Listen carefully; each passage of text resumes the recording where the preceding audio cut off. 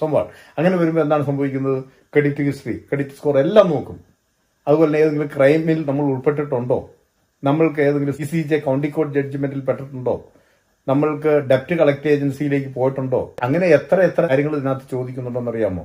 അപ്പം ഇങ്ങനെയുള്ള സാഹചര്യങ്ങളൊക്കെ ഒഴിവാക്കേണ്ടതായിട്ടുണ്ട്. ഈ രാജ്യത്ത് ജീവിക്കുമ്പോൾ നിയമം ഒരു കാരണവശാലും നമ്മളെ പ്രൊട്ടക്റ്റ് ചെയ്യില്ല. ഇങ്ങനെയുള്ള കാര്യങ്ങൾ നമ്മൾ പെട്ടുപോയിട്ടുണ്ടെങ്കിൽ നമ്മുടെയൊക്കെ നാട്ടിൽ ചിലപ്പോൾ ഇതിൽ നിന്നൊക്കെ ഇങ്ങനെയുള്ള പ്രശ്നങ്ങളൊക്കെ വന്നു കഴിഞ്ഞാൽ ഊരിപ്പോകാൻ ഒത്തിരി സാധ്യതകളുണ്ട് എന്ന കാരണം കൊണ്ട് ഇവിടെ വന്നിട്ട് ആളുകളെ ഫോൺ വിളിച്ച് ഭീഷണിപ്പെടുത്തുക, ആർക്കെങ്കിലും തമ്മിൽ പരസ്പരം റിവെഞ്ച് ഉണ്ടെങ്കിൽ ഫോൺ വിളിച്ച് അവരെ ത്രട്ടൺ ചെയ്യുക, അതുപോലെ തന്നെ റെക്കോർഡ് ചെയ്യുന്നത് ആ ആളുടെ വ്യക്തിപരമായ റിട്ടേൺ കൺസെന്റ് ഇല്ലാതെ അല്ലെങ്കിൽ കൃത്യമായ കൺസെന്റ് ഇല്ലാതെ ഒരു കോളും റെക്കോർഡ് പോലും ചെയ്യാൻ പാടില്ല എന്നുണ്ട്.